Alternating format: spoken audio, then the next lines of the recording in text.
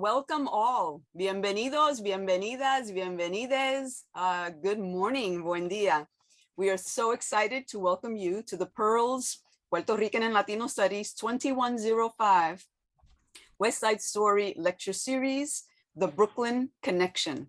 And today, especially with our wonderful guest, Maestro Bobby Sanabria. So we welcome you all. Please note that this session is being recorded. If you do not wish to be shown, please, you can stop your video at this point, and I think most of you have. Otherwise, feel free to show your video and your participation. We like seeing real faces, so please turn on your video as well, if you can. I am Dr. María Pérez y González. I am an associate professor, and I am in the Department of Puerto Rican and Latino Studies, and the course is Pearls 2105, New York Latinx Culture and the Arts. For my students, please put your name in the chat, but direct message it to me, not to everybody. Okay, so send it directly to me in the chat and let me know you're here. And firstly, I also want to acknowledge that this is the unceded territory of the Lenape indigenous peoples. We need to learn about and commit ourselves to beginning the process of dismantling ongoing legacies of settler colonialism, and to recognize the hundreds of indigenous nations who continue to resist, live, and uphold their sacred relations across their lands. So the Department of Pearls is offering this general education course. It's part of the intercultural competency rubric in general education. And the focus this semester is on West Side Story. I'm teaching the course, but the centerpiece of the course is this lecture series, which Dr. Sánchez Korrol made possible, and I'll introduce her in a little bit, through her work on West Side Story, the one that's coming out in 2021 at the end of this year. The course centers the 10-time Academy Award-winning film from 1961 as connected to the forthcoming December 2021 release of the version produced by Steven Spielberg, Tony Kushner, Christy McCaskill-Krieger, Kevin McConnell, and Rita Moreno. Our course explores the artistic and cultural impact of West Side Story through the lenses of the humanities and social sciences, highlighting topics of Puerto Rico's history with the United States of America, immigration, ethno-racial relations, gender, gangs, language, music, character analysis, and more. Professor Emerita of Pearls and recipient of the 2020 Herbert H. Lehman Prize for Distinguished Service in New York History, Dr. Virginia Sánchez Korrol, served as historical consultant to West Side Story, the forthcoming one.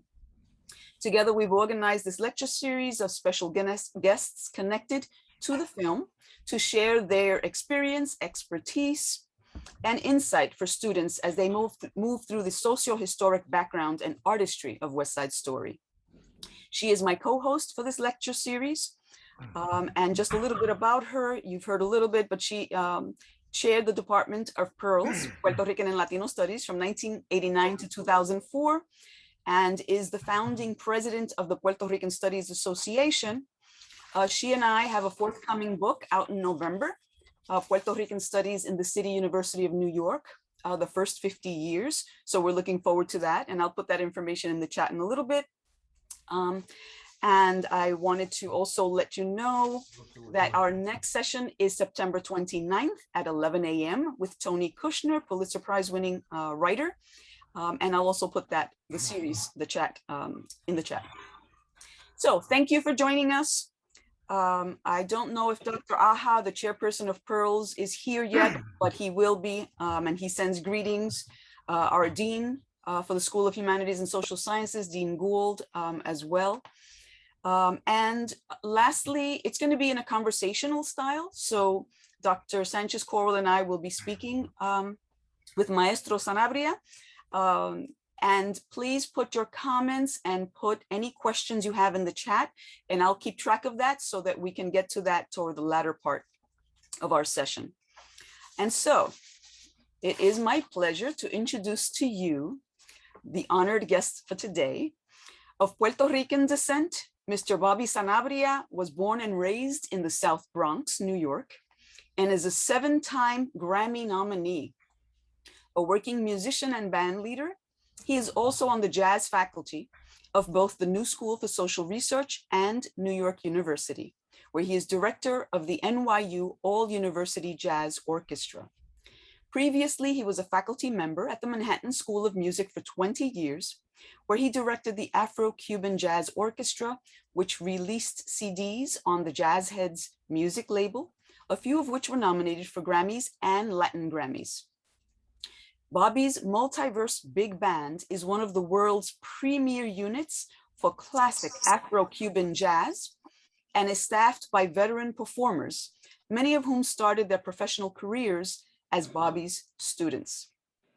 He has worked with musical legends such as Mario Bauzá, Dizzy Gillespie, Mongo Santa Maria, Chico O'Farrell, Paquito de Rivera, Jomo Toro, Rey Barreto, Celia Cruz, and so many others. In addition to teaching musicianship to students of all ages and levels, Bobby educates the public through a weekly jazz program on WBGO radio in Newark, New Jersey. Finally, Bobby's conducted hundreds of clinics all over the United States and worldwide, introducing students to professional level drumming and percussion. His latest album, Side Story Reimagined, 2018, was created in celebration of the 60th anniversary of the iconic show and its musical composer, Maestro Leonard Bernstein. And so we present him to you, Bobby Sanabria, and to note, this is National Hispanic Heritage Month, Latinx Heritage Month. So this is part of that, and we're celebrating our heritage. So welcome, Mr. Sanabria, Maestro Sanabria. Thank you so much, Doctora Maria, and thank you. It's a privilege, pleasure, and an honor to be here. Thank you for the invite, and so I can share my thoughts with the students. I encourage them to ask me anything. You could ask me anything, where I got this shirt, anything. It doesn't matter to me. I will answer your questions, and thank you so much to Dr. Virginia as well for having me here today. It's a pleasure, privilege, and honor to know you, Dr. Korrol, and also count you as a friend and colleague as well. So you may fire when ready, Gridley. Thank you, Maestro Sanabria. I'm not used to calling you Maestro Sanabria, so would you mind if I called you Bobby? Of course, of course. Okay, that would make it a little bit easier. And we just got a little message saying that your sound is low, so you might want to check the sound on your iPad, computer, and well, you know, we and Professor Pérez y González, may I call you Maria? Of course. We have been working together for the last 2 years in pandemic and otherwise, and our friendship and relationship goes way back to when Professor Pérez y González came into the department. And when you say I was chairperson in 1989, that's a long time ago. But we're talking about the present. And so I want to get into your reimagined album right away, because I know that you said that it would celebrate the 60th anniversary of West Side Story, but it is so different. It is so Latino. It is so us. It is so what and you're dealing with an iconic piece of music. How did you go about, first of all, conceiving of that album, and second, how did you actually get it done? Because I'm sure there were a lot of copyrights and a lot of protection of that original material. Right. Well, so it's a long story. I'll try to make it as brief as possible because we have a very limited amount of time. But you're going back to 2018 when the album was released. It's a 2 CD set. So We covered the entire spectrum of the score. And I must say, for those students that are watching and listening, the music for West Side Story is the most difficult music that has ever been written for a Broadway show, simply because of all the various elements that are put together. For example, you have lyric opera, you have a symphonic technique being used in the orchestration, you have jazz arranging and technique, you have various Latin rhythms, you have vaudeville, etc. And it's all put together, it was all put together beautifully by the genius of Maestro Leonard Bernstein. And well, the story starts 10 years before 2018. We were doing a theme of the year of themes, of movie themes, uh, at the Manhattan School of Music. The then president of the school, Dr. Robert Sirota, said to all of the faculty that led ensembles, I want you to dedicate music in your concerts to movie themes. So I did so in a concert adapting various themes from various movies, and we closed off with the mambo scene, the gym scene of West Side Story, and I assigned that to then one of my students in the Afro-Cuban Jazz Orchestra, Danny Rivera, who is half Italian, half Puerto Rican. Very proud young man. I'm very proud of this young man. Fantastic talent, not only as a baritone saxophonist, but as a composer arranger. He did a fantastic job. We got like a 5 minute standing ovation at the very end. So I said to myself, I have to tackle the whole score eventually. And 10 years later, it just so happened that it was my birthday. I was born in 1957, June 2nd, 1957, the year West Side Story, uh, premiered at the Winter Garden Theater. It was the 60th, so it was my 60th birthday, the 60th anniversary of the show. All that synergy was happening. But the concept of the album, and I assigned various things to not only myself, but also colleagues and also former students of mine that were composers arrangers as well. And I sat down with each one of them and told them, look, I want Officer Krumke.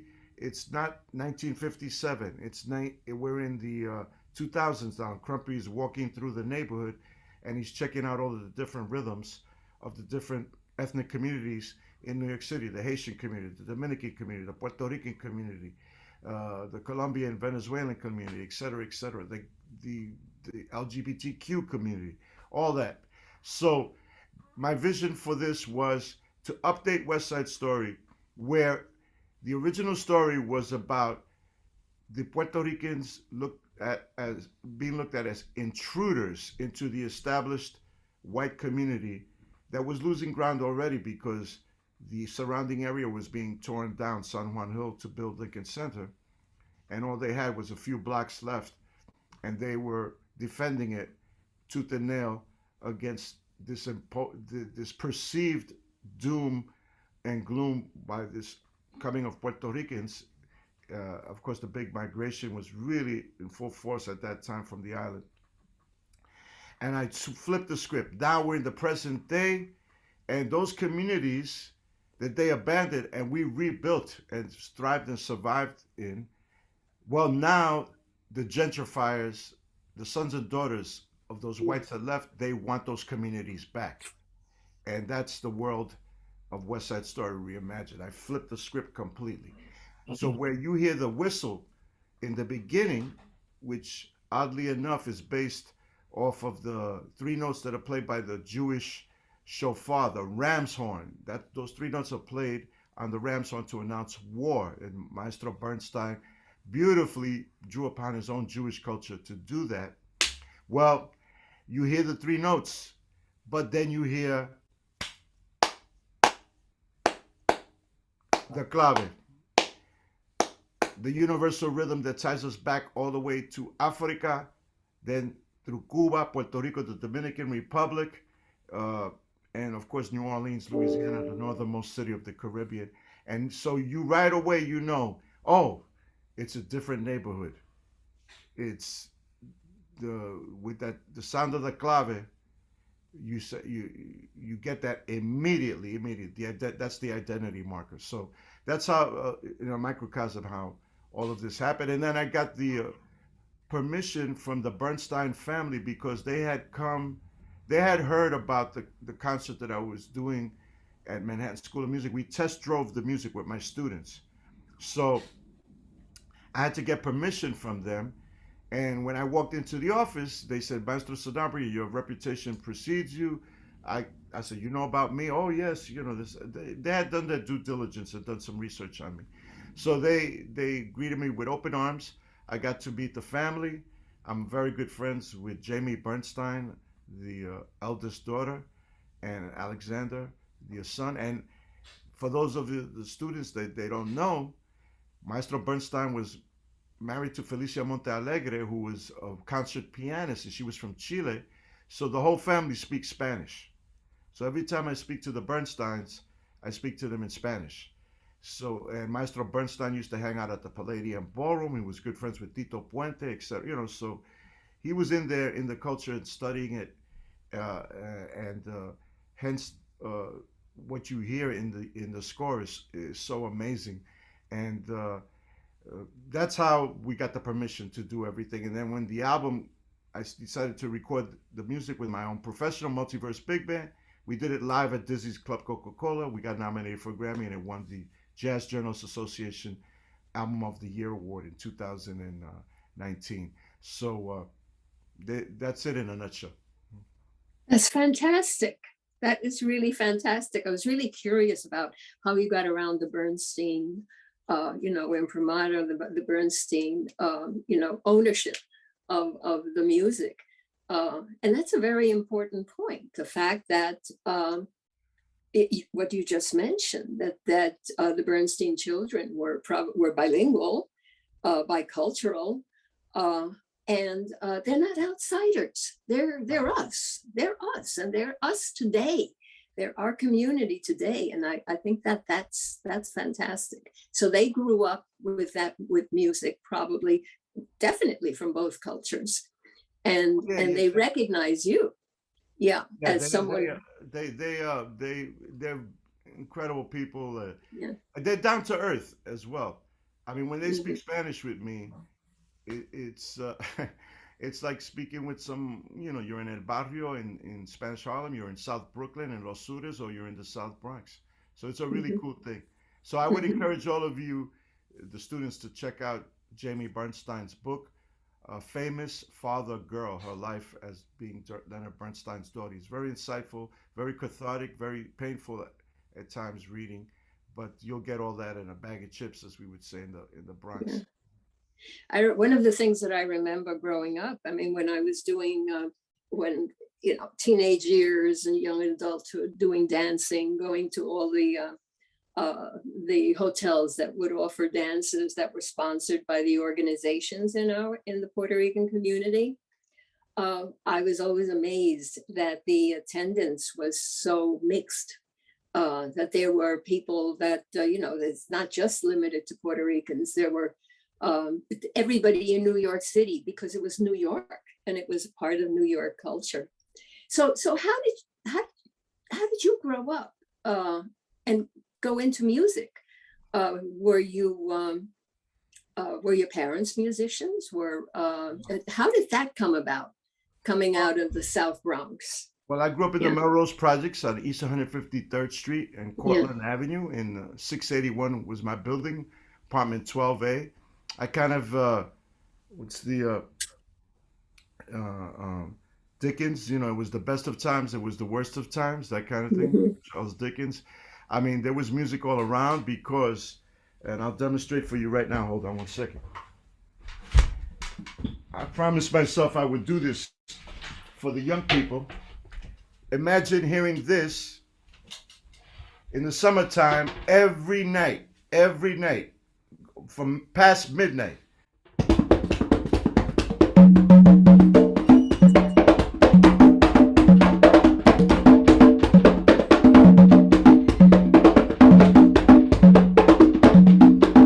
You'd hear that every night. Cuban guaguancó being played in the parks, congas by Puerto Ricans, some Cubans, and then of course the whites that still were living in the South Bronx, because there were still Italians and Irish, even some Germans living in the South Bronx at the time.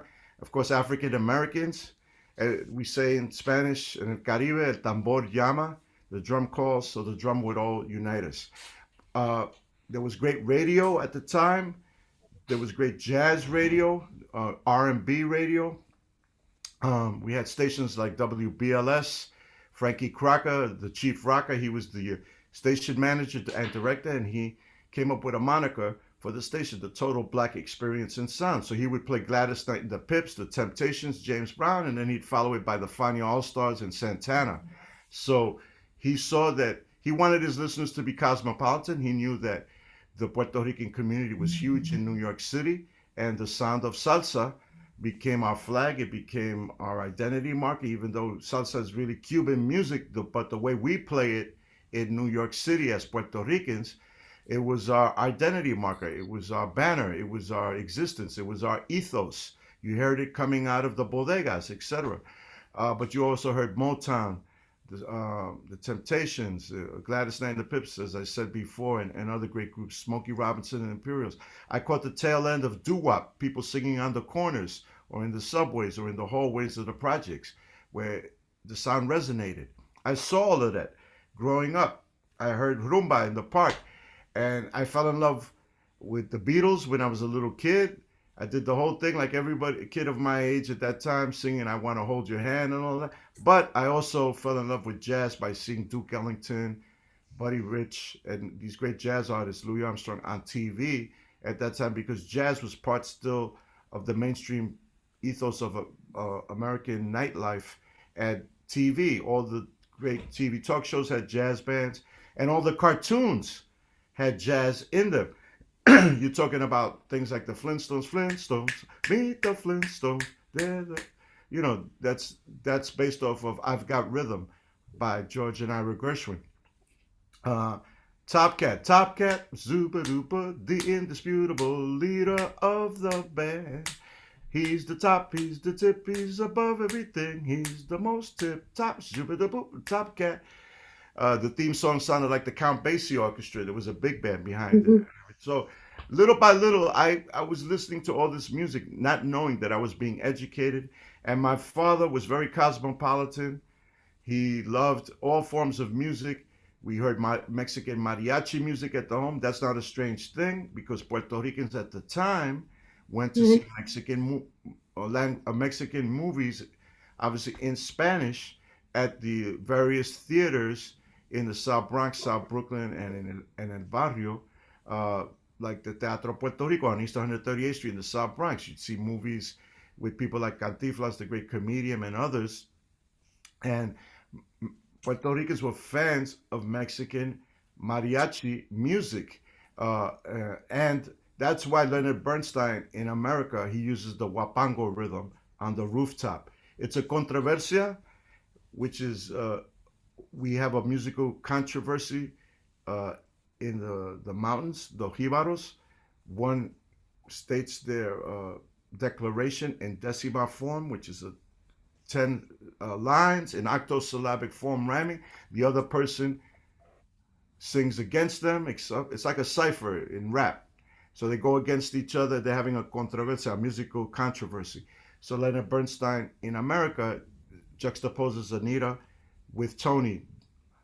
I like to live in America, and not Tony. I'm sorry, Bernardo. Bernardo. Yeah, Bernardo answers her. If you are white in everything's all right in America if you are if white. Only if you're white, right? Yes, so it's a controversy, but he's doing it to what? The Mexican huapango, you know. One two three 1 2 3 1 2 1 2 1 2 1 2 3 1 2 3 1 2 1 2 1 2 1 2 3 1, that rhythm. So when people criticize Maestro Bernstein, you go, what is he doing using Mexican music with Puerto Ricans? It's because that was part of our existence at that time, and he knew it. He knew that. So that's the environment that I grew up in. And my father was into Brazilian music. He was into the big band Afro-Cuban sounds of Machito, Tito Puente, Tito Rodriguez. He was into James Brown. He was into everything. So I was the beneficiary of all that. And I became enamored with jazz, especially drums. And that was the inspiration for me. Buddy Rich, the great jazz drummer, and Maestro Tito Puente, the great master timbalero and master musician, the greatest musician that has ever lived in the history of Latin music. And he happens to be a native New Yorican like me. So that's how I got involved in music. I learned the basics in high school band, and then I went to the Berklee College of Music, the most distinguished college for jazz in this country. And I started my career with Mongo Santa Maria right after graduation. Wow, that was a good place to start your career.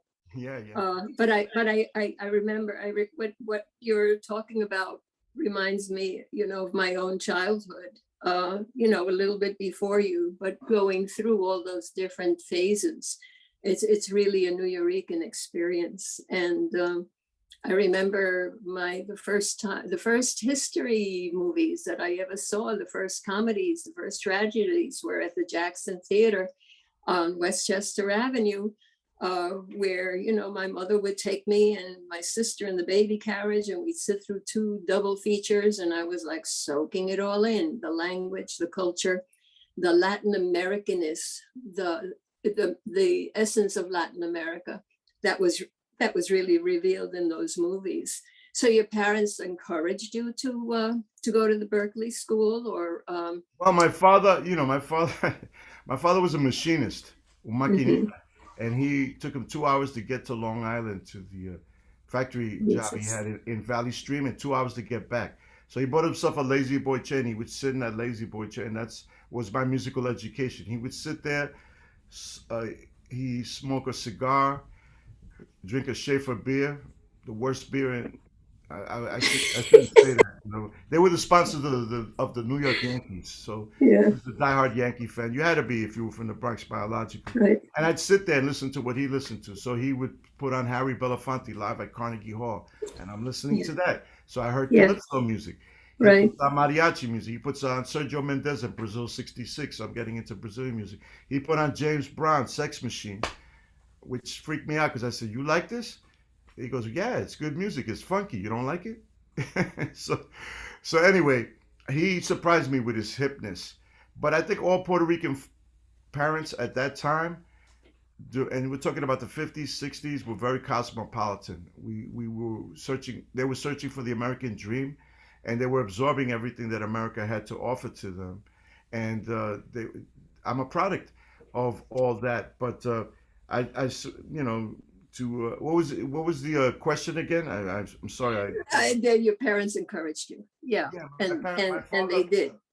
Well, my mother, my parents tolerated me. By the time I was 14, I was gigging, doing gigs, salsa gigs with local bands, playing timbales.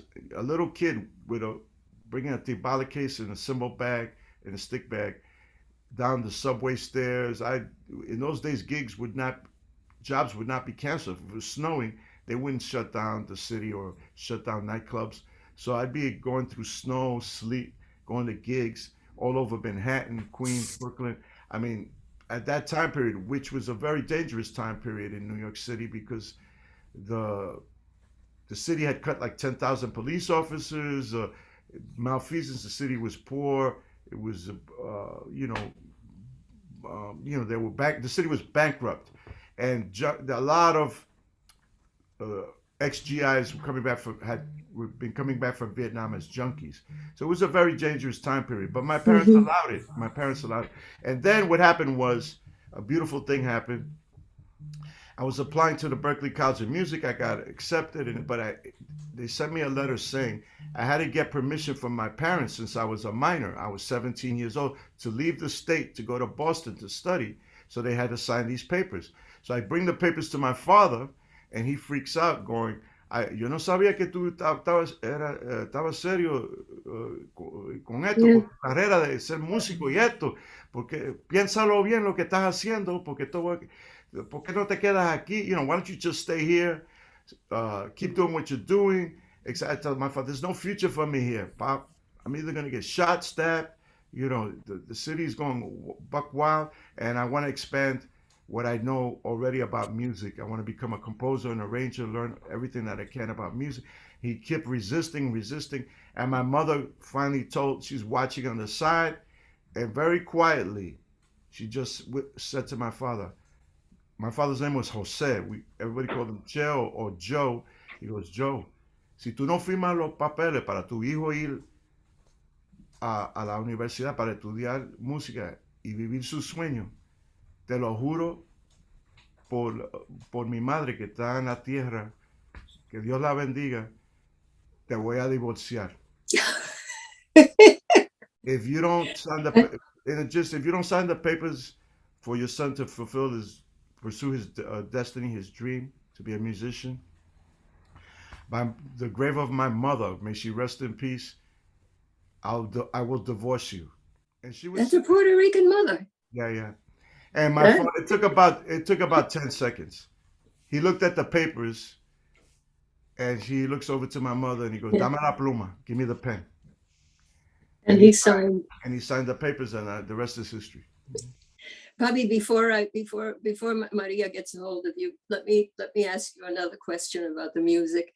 Sure. I read somewhere that you had described the music in the Reimagined album as having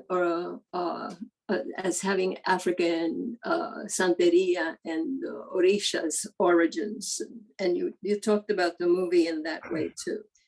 Yeah. Do you remember how did you define that? Well, first of all, I encourage the students. The only reason I was able to do what I did, and the only reason Maestro Bernstein originally was able to do with what he did, is because he was in touch not only with all of the great, incredible history of classical music that he studied, and he was also very influenced by jazz, so he knew that culture as well, but he was in touch with his own culture. So you have to, as students, become aware of your cultural ancestry, your history, your roots. Okay? I met a young lady the other day, 23 years old, of New York descent. She didn't know who Tito Puente was. It broke my heart. It just broke my heart. My heart sank. But I told her, look, I wrote his name down, Machito, Tito Rodriguez, Duke Ellington, John Coltrane, Charlie Parker, Buddy Rich. I wrote all these names. Look up these names on Wikipedia. They'll change your life. And they'll get you in touch with yourself. And watch what happens. You're going to start hanging out with a better class of people, you know, a more erudite class of people. And that will lead to other things. Okay? So I encourage all of the students to do that. And that's the only way that I was able to do what I did with West Side Story Reimagined. So in part of our culture is our Africanness. These drums that I played for you, congas, the barril de bomba that is native to Puerto Rico, barrel drum for what we call bomba, the Dominican tambora, excuse me, etc., etc. The drum set that is native to the African American art form jazz.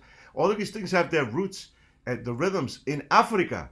So to deny that part of your culture is ridiculous, is idiotic. It's part of who you are. No matter how much you try, it's part of your DNA. Even when you hear that tumpa tumpa beat in reggaeton, that's from Africa. It's not from Detroit. It's not from Williamsburg, Brooklyn. It's not from the South Bronx. It's from Africa. To deny that is to deny your cultural heritage. I love this saying by Don Pedro Albizu Campos, who was our Malcolm X in Puerto Rico. Aquel que no está orgulloso de su propio origen nunca valdrá nada porque empieza a despreciarse a sí mismo.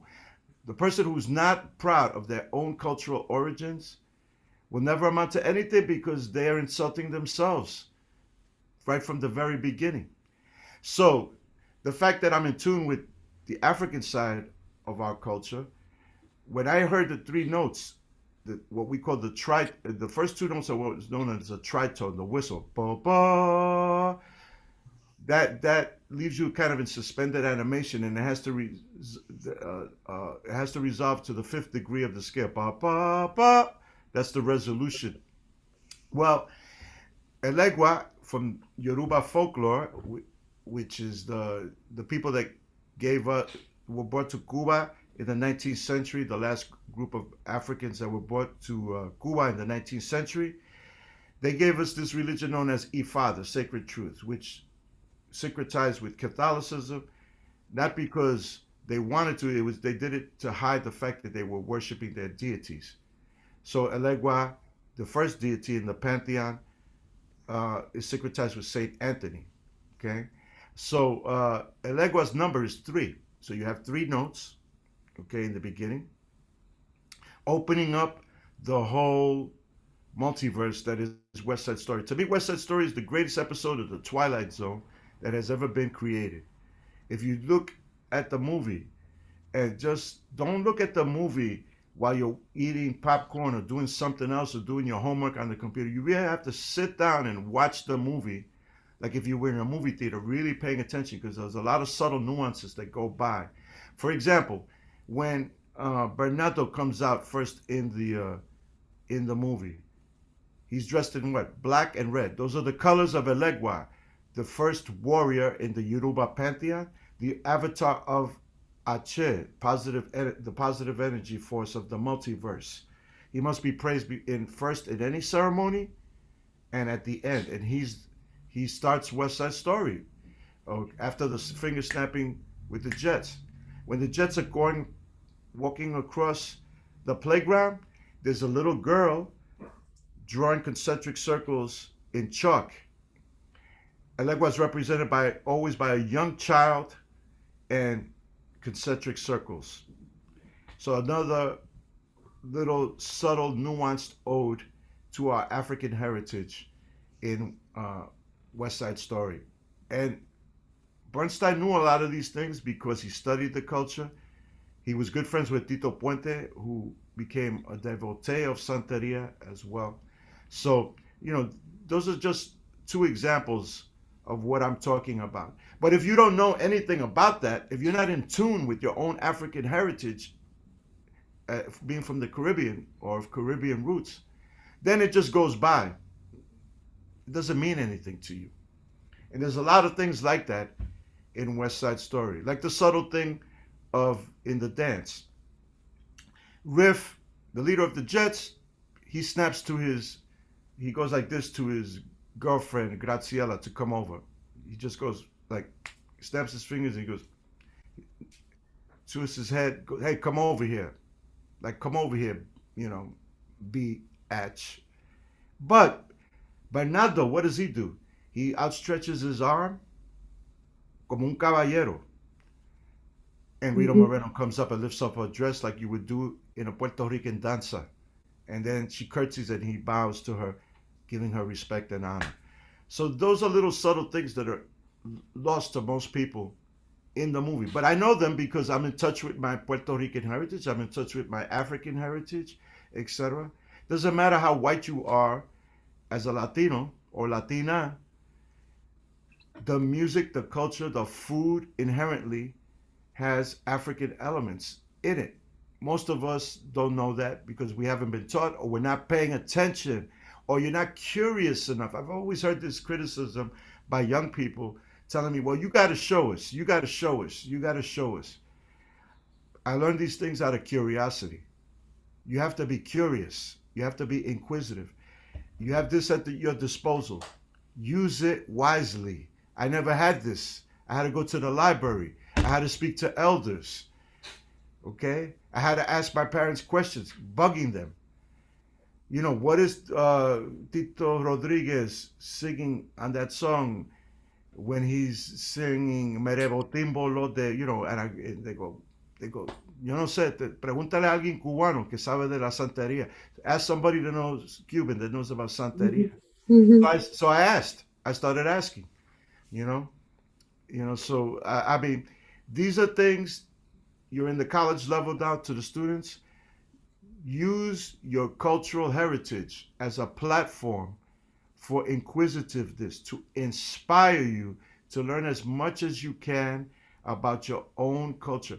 Because if you know who you are, nobody can freaking mess with you.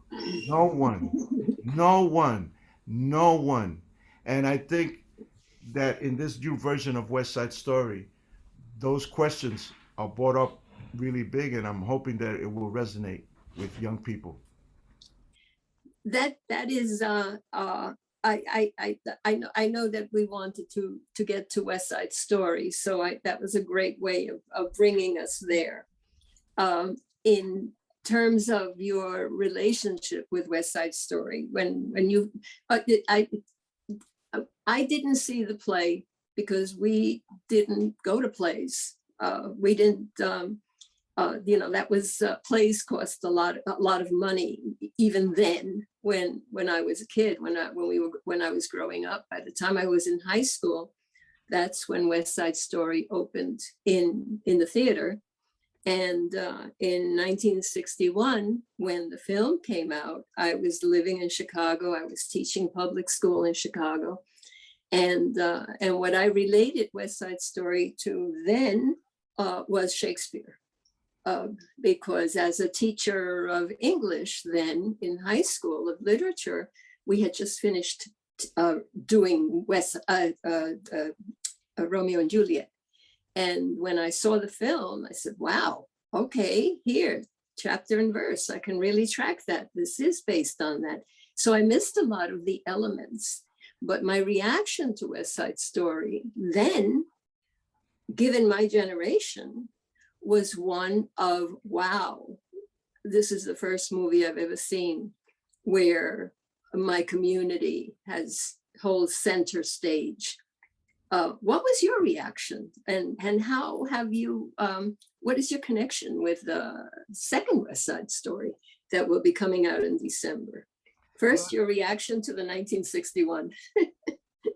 Well, I was spellbound. I mean, I saw the movie on its 10th anniversary. On its 10th anniversary, they re-released the movie. So my parents got me and my sister Joanne, my younger sister Joanne, dressed us up like almost like if we were going to a party or something, a gala. And we went to see the movie at the Lois Paradise Theater in Fordham Road, which is a huge theater. It was the largest theater of the Lois chain in New York. I think it holds about 3,000 people. Or 3,500 people. So I never had been to that theater, and it's ornate and everything that you can think of in terms of old Hollywood, but it's in the Bronx. So we go in there and we see, and it was in a huge screen and everything. And if you see the movie, you have to see the movie from beginning to end. Again, do not see the movie fast forwarding on a video or whatever.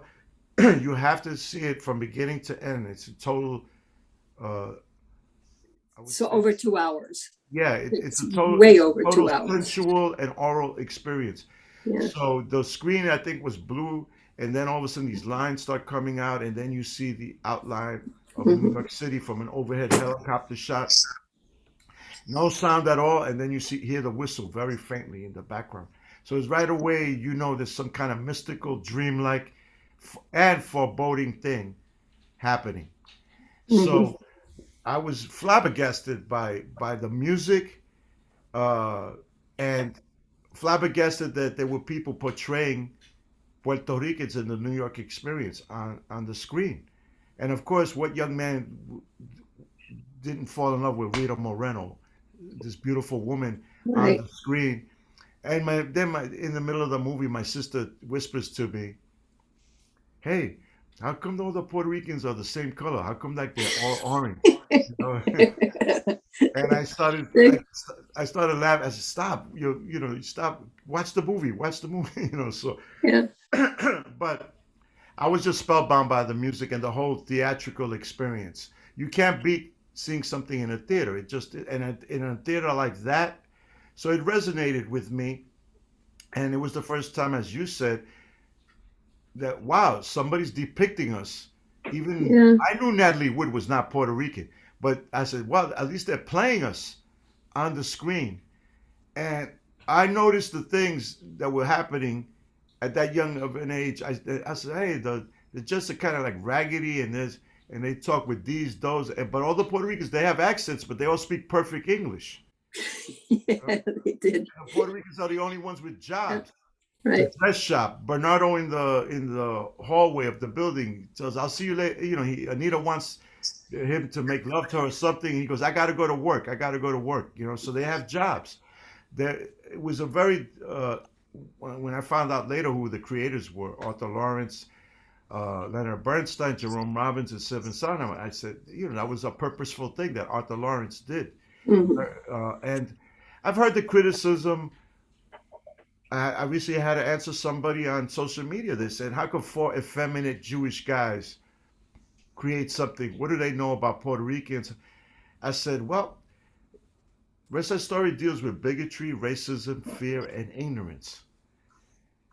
Who knows better about racism and bigotry than people that are gay, that have to live in the shadows at that time, and they're Mhm. Jewish?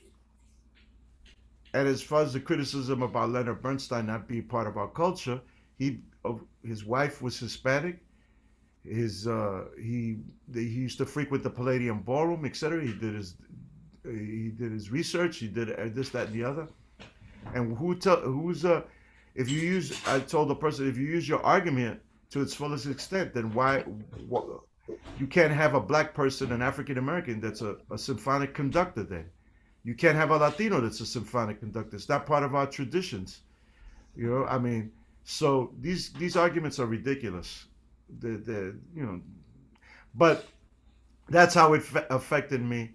And I must say, the new film, like yourself, Doctora Virginia, I was asked to be a consultant along with Elena Martinez, my wife, the great folklorist, and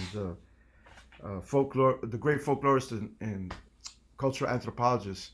So, and I'm glad we were asked to be part of it, because we caught some things that would have been definitely wrong in this new version of it.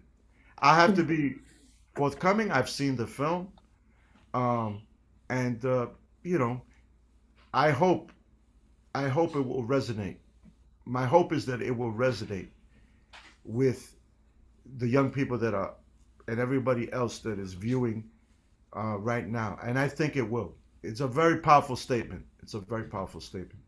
So what exactly what was your role, right? So you worked on the film. I think you can speak about what you did with the film, and how were you invited to be part of it? How did that all work?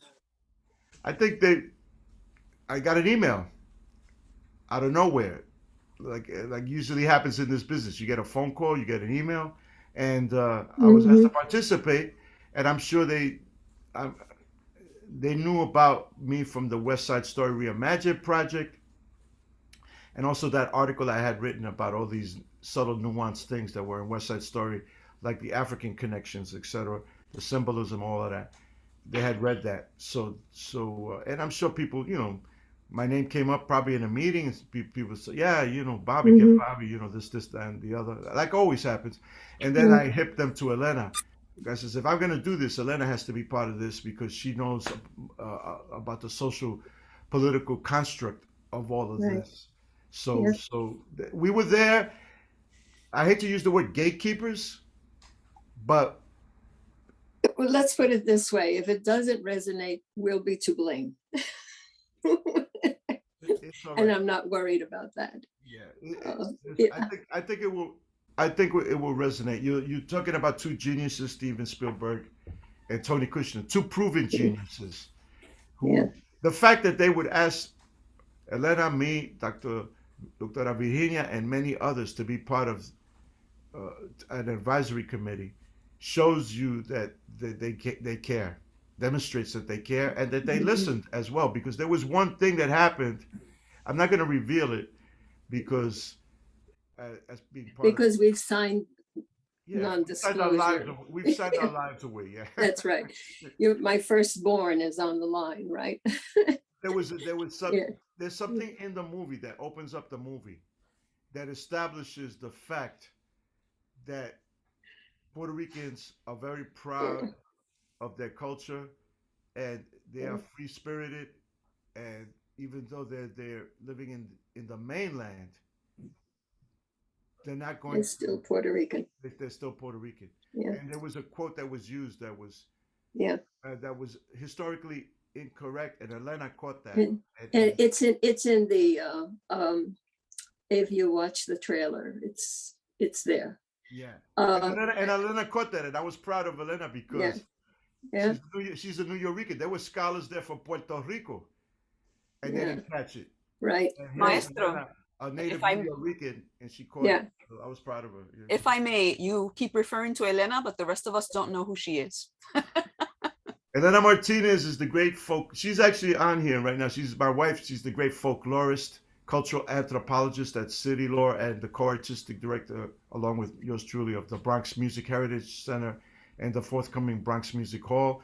She's also a film producer. She's produced several award-winning documentaries, like From Mambo to Hip Hop, and the Latin Boogaloo. We Like It Like That, and others. She's a powerful force of nature, like you two ladies are. You know? Well, thank you. And Um, And Dr. I want to add that Elena Martinez has also written for the Latina Encyclopedia. And I had the pleasure of working with her when we did the Nueva York exhibit for the New York Historical Society. You know, I was wondering if there were any questions because I can't Yes, see. there are. Okay. But Okay. before that, I just wanted to say that Bobby mentioned some others that worked as consultants, and Dr. Ernesto Acevedo Munoz is on with us as well. And he'll be giving his own talk in a few weeks, but he is with us today. But one of the, so there's two comments that are tied together. Dr. Marilyn Aguirre Molina says, my first viewing of the movie was awe because of the wonderful music and dance. But years later, I found it offensive because of the internalized racism of women in the America scene, hypersexualization of women, etc. All of Middle America learned about Puerto Ricans via the movie. Am I the only one who understood it as such? And then tied to that, Elena Martinez points out, right, everyone focuses on the women's verses in America, which downs internalized racism. But why doesn't anybody emphasize Bernardo and male verses that are shown to love Puerto Rico and are calling out US racism? So those are two sides of the same song. So please address that, Bobby. I'll answer that. In terms of the hypersexualization, I didn't see that. Listen, Puerto Rican women are beautiful. They're all beautiful. I mean, all Latina women are beautiful. Dominican, Cuban, Venezuelan. So the that's built into our beauty is built into into us right from the get-go. So imagine American males for the first time really seeing Puerto Rican women portrayed, especially a beautiful woman like Rita Moreno at the time. So, but to me, the Rita Moreno character, the way she portrayed it in the original film, was a powerful, powerful, powerful woman with a lot of, I can best describe it as ache, that Yoruba word that means positive energy. And that power is demonstrated in the attempted rape scene in the drugstore, not the drugstore, the candy store, in Doc's candy store, where she stands up to them and she says, Bernardo was right. If I saw you on the street and you needed help or whatever, I'd spit at you. You know, that's like a powerful statement that resonated with me when I first saw it. I said, man, she's like giving it to them, man. She's not taking any crap, you know, because our women sometimes, especially the Puerto Rican community, out of all people from all over Latin America, people always say this about Puerto Ricans. Puerto Ricans, esa gente son tan humilde, you know. Tan humilde, yeah. And they say it like a backhanded compliment. They're so humble, like, in other words, they're weak. They're not gonna fight you or what. And all of a sudden, this Puerto Rican woman in the candy store goes, she's telling them, "F you, man," you know, like, how dare you, you know, treat me like this, etc. And when that scene is recreated in this new version, it's even more powerful in a sense, with the way the dialogue has been changed and the juxtaposition as well. So, I mean, in terms of the criticism of Puerto Ricans being portrayed as gang members, listen, man, I grew up in the 1970s and 60s in the South Bronx with the Savage Skulls, the Ghetto Brothers, the Seven Immortals. The Seven Immortals was 7 guys that were each like less than 5'6", the craziest SOBs that you could imagine. I grew up, the Savage Nomads, I grew up with that gang culture, and that was the late 60s and 70s. In the 50s, it was even worse. Can you imagine the misogyny that our women had to go through at that time period? The misogyny that Rita Moreno talks about in her recent biography on HBO. What she went through, what my mother went through coming here in 1949. My mother was interviewed for a PBS documentary, The Latin Americans. She talks about that, how people used to call her a dirty Puerto Rican and this, that, and the other. So it was worse. West Side Story is the New York experience light in terms of what I experienced and what I know my parents experienced at that time period.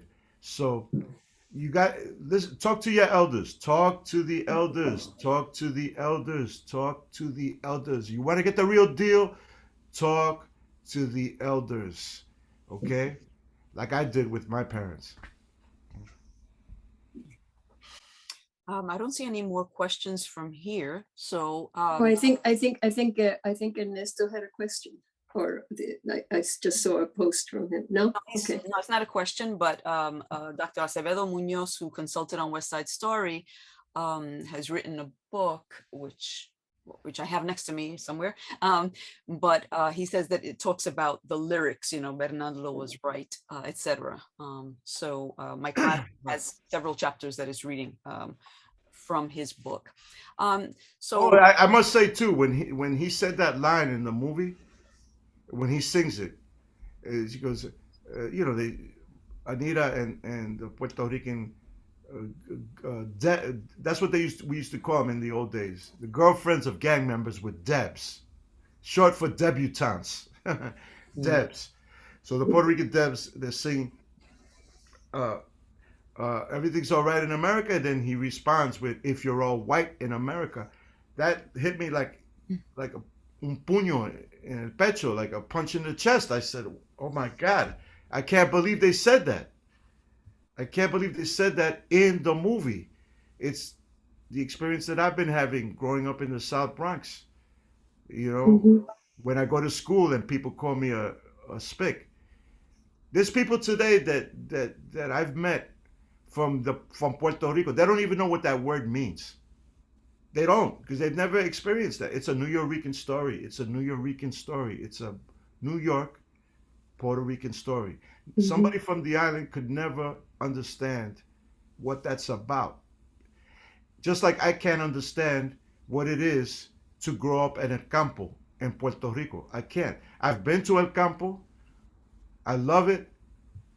It's an amazing. When I reconnected with that when I was 12 years old, the first time I went up into the mountains of Jabucoa, into the barrio of Guaipao, where my mother grew up. We had to get up there by Jeep. There was no other way to get up there. And I'm going, oh my God, this is paradise. Why would my mother want to leave this? And I go to Guanica, to where my father is from. Sorry, Guaipao is where my father's from, the barrio in Guanica. Jacanas is the barrio where my mother's from, in Jabucoa. When I go to my father's barrio in Guanica, and I go, why would anybody want to leave this? Look at this gigantic canepa tree. It's like over 100 years old. It's the smells, the thing, this, that, and the other. But growing up in that environment, I have no idea what it's like. So I can't comment on it. I can comment about West Side Story because I lived that. I grew up in that environment. The next generation, which is the generation where we experienced where heroin was like the biggest drug on the street. Right. Yeah. So Dr. Michael Marr asks, which soundtrack do they use in the new movie? They used the original music of Maestro Leonard Bernstein with a few little transitional scenes with some other music written in. So it's conducted by Gustavo Dudamel And I'll give you a little insight. It was an afterthought getting him to conduct the score, and they figured it would be good optics, you know. So, and it is, it is. He got, you know, to see anytime one of us, whether we're Dominican, Venezuelan, Uruguayan, whatever, gets out there in the mainstream world and is successful, we all triumph. We all triumph. Mhm. All triumph. Mhm. Right. Absolutely. Do they use any of your own, uh, West Side Story reimagined pieces? I wish. I wish. I wish. Uh, They wanted to stay true to the score of with Maestro Bernstein. Yeah. So I wish that I was, but everybody asked me that. But you can get West Side Story reimagined. You can purchase it on Amazon, and most of the money goes to Puerto Rico to Yeah. the musicians.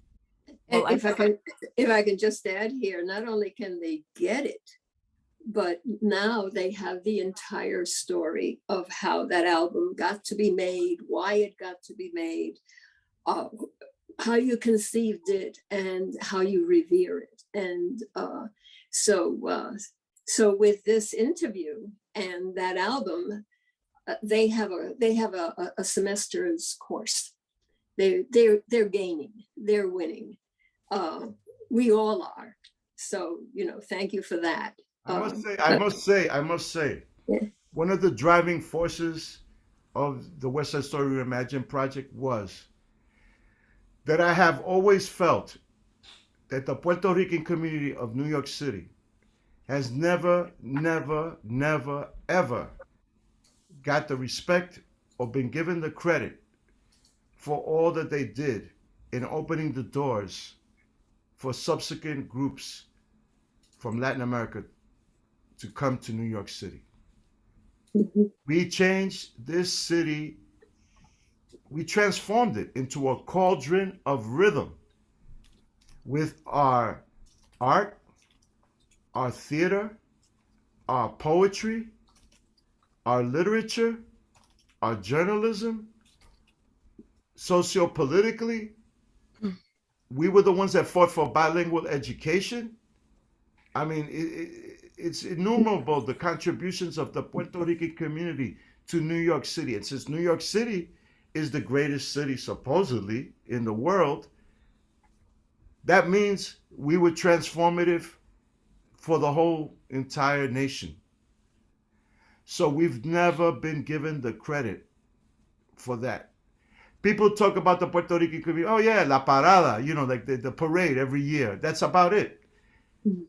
But we were the ones, our parents, that took the that suffered so much to establish a Latino identity here in this city, and we opened it up for every subsequent group that comes here. So I would suggest to anybody that if you see a Puerto Rican of a certain age, like in their 50s, 60s, 70s, whatever, you know, I would I would encourage people to go up to them and say, I want to shake your hand. I want to thank you for what you did for this city. Thank you so much. You know, I'm serious about that. No, well, yes, that's great. Yeah. We have one more question, and so I think we have a few more minutes, so that's good.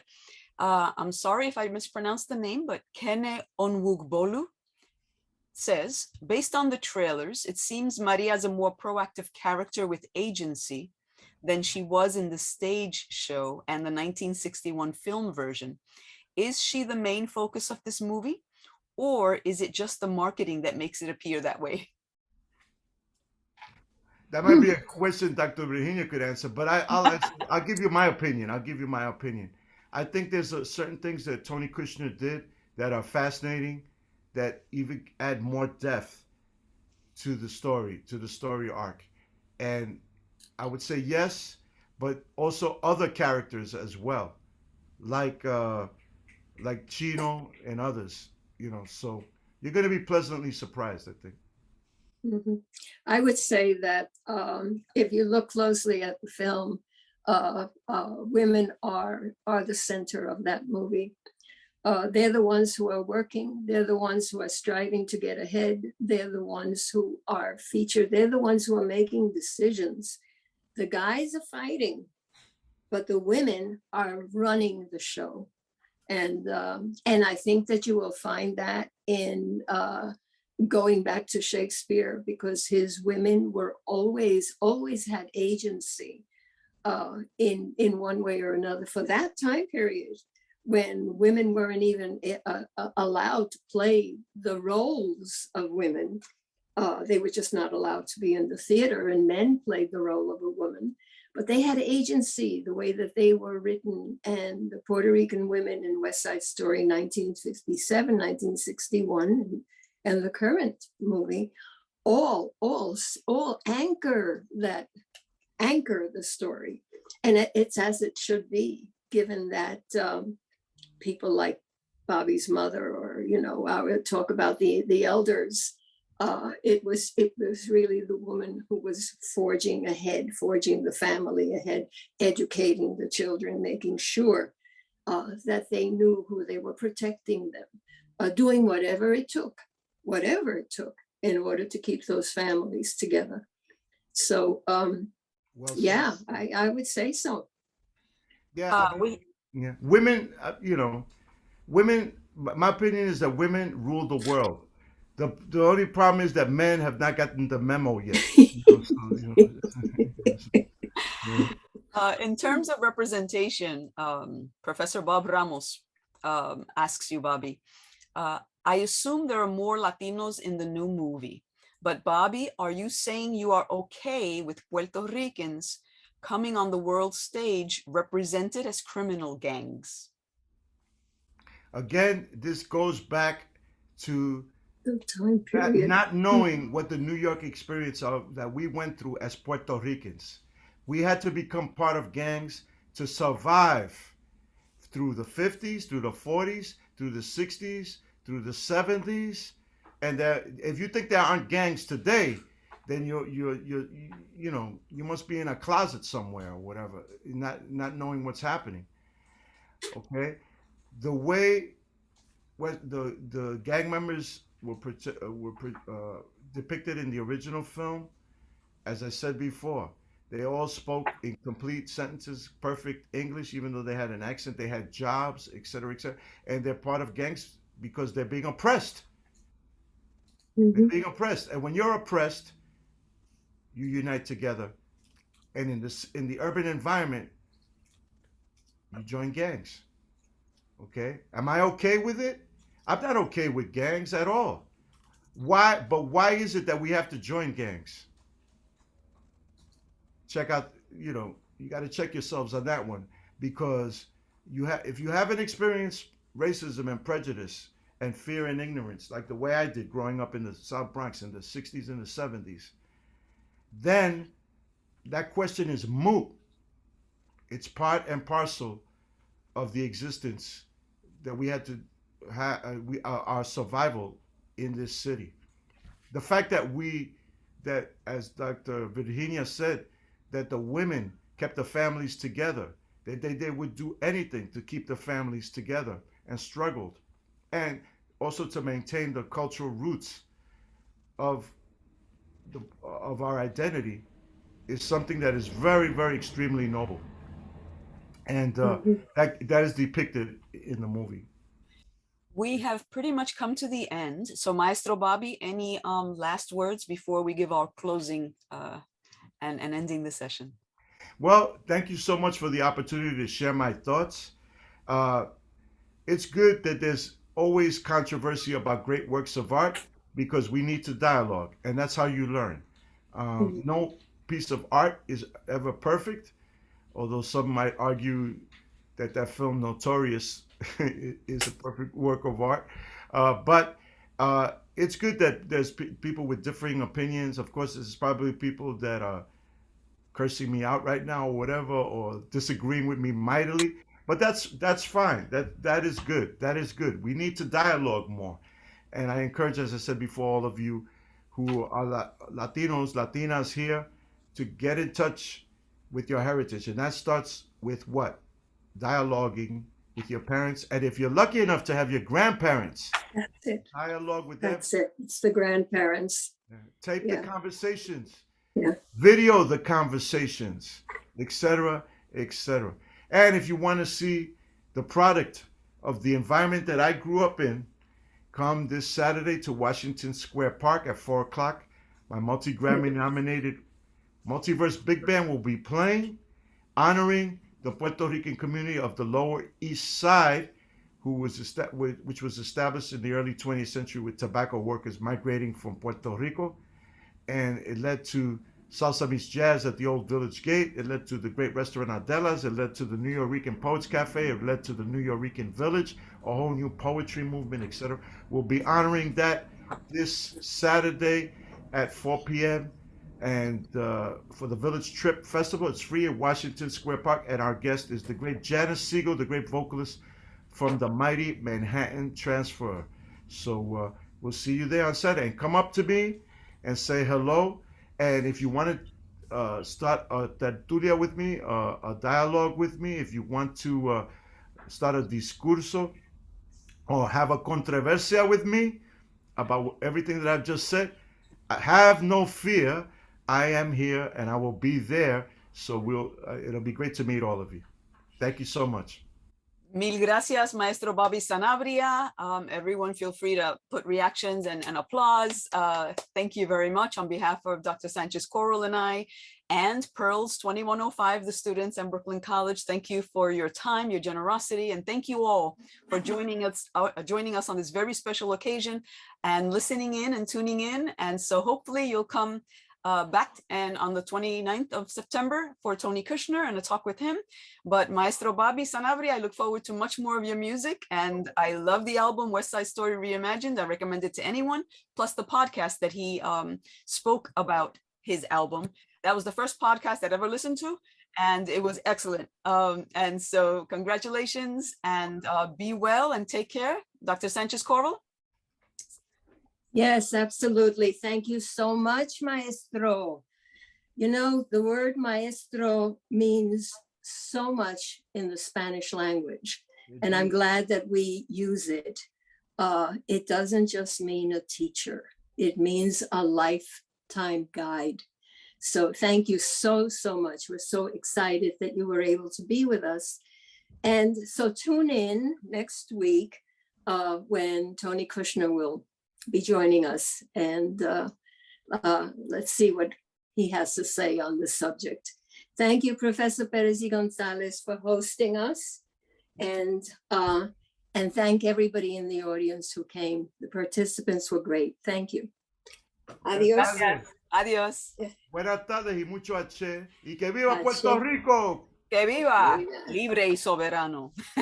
Adiós.